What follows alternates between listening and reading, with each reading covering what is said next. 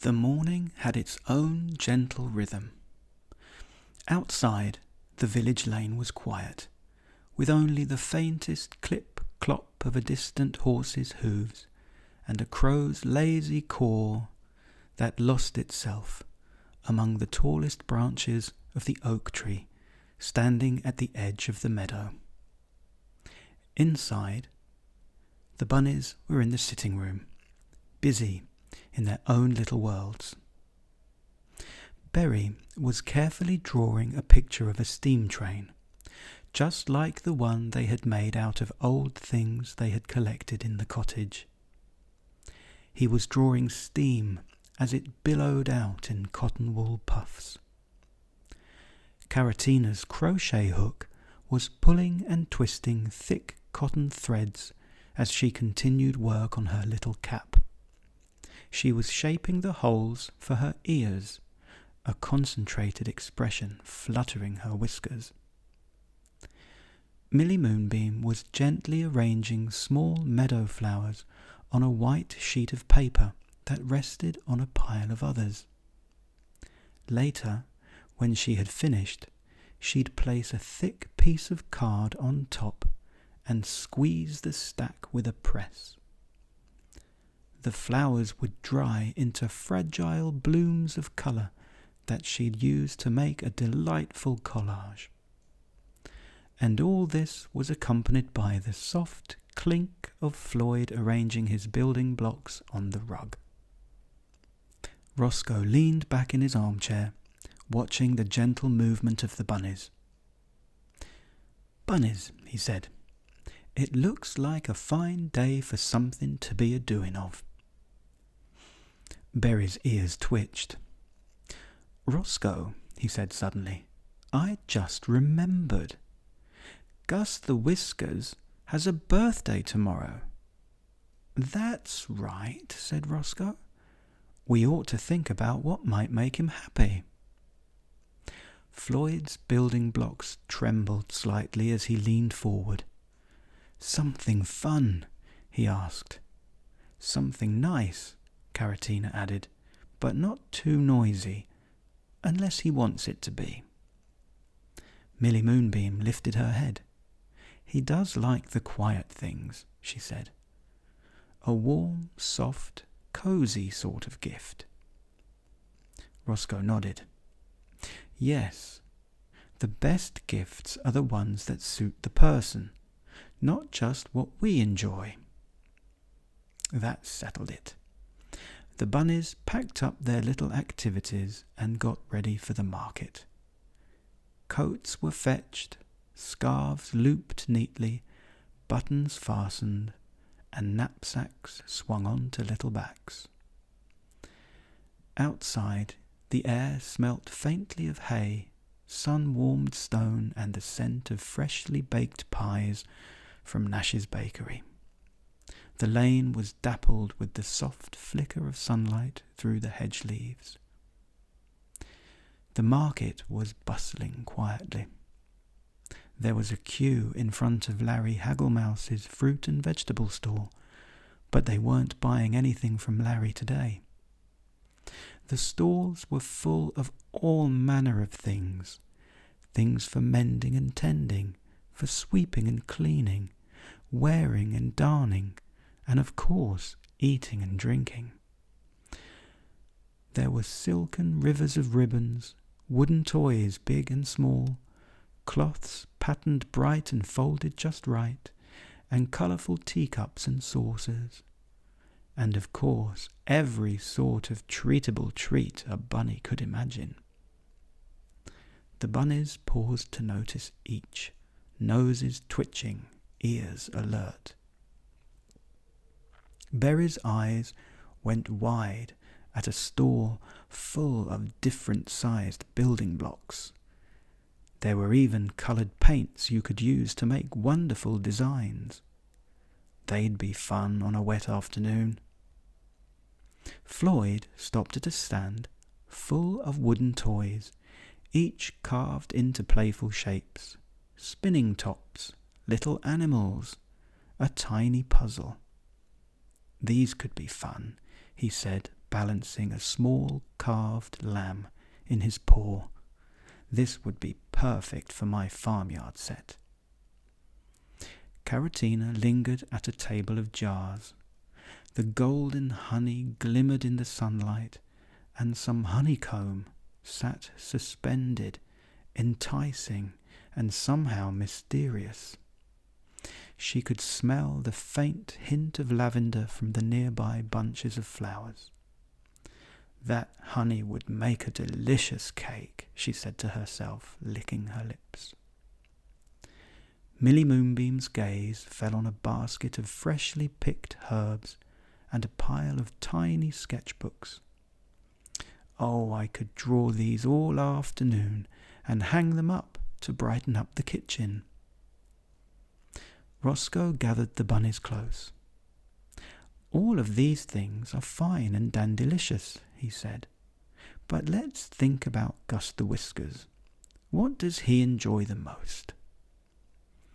Berry nodded slowly. He loves his cosy afternoons by the fire, he said, reading and sometimes watching the world outside from his armchair. And warm things, Caratina added, soft, snuggly, that he can wrap around himself. Then I'm a-thinking, Roscoe said gently, that we ought to choose the gift that suits him best, not just what puts a twinkle in our eyes. The bunnies moved together to the stall with the scarves. One by one they held them up, feeling the texture, watching the colours in the light, and noticing the weave to see if it was loose or just right. There were warm shades of russet and honey, soft creams and gentle greens.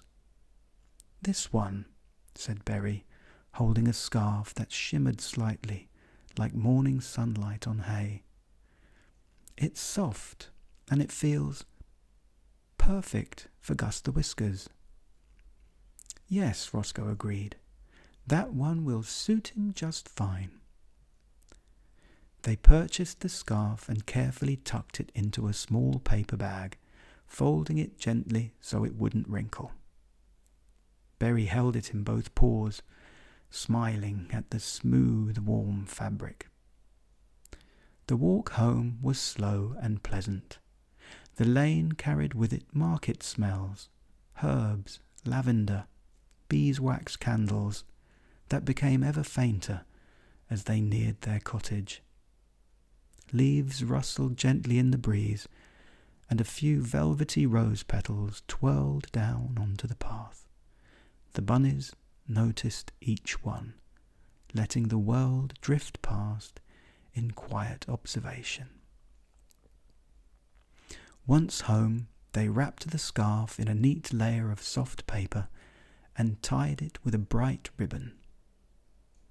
Berry admired the tidy bow. Caratina patted the corners flat, and Millie Moonbeam traced the loops with her paw, pleased with the gentle curl. That evening they set off for Gus the Whiskers' cottage. The sky was a warm shade of late afternoon gold, streaked with the reds and pinks of a soon-to-be sunset, and the shadows of the trees stretched long across the lane. Each step brought with it purposeful but relaxed anticipation. Gus the Whiskers was in his favourite chair, the sun illuminating his downy brown fur. He was reading an old leather-bound book, quietly mouthing some of the words to himself.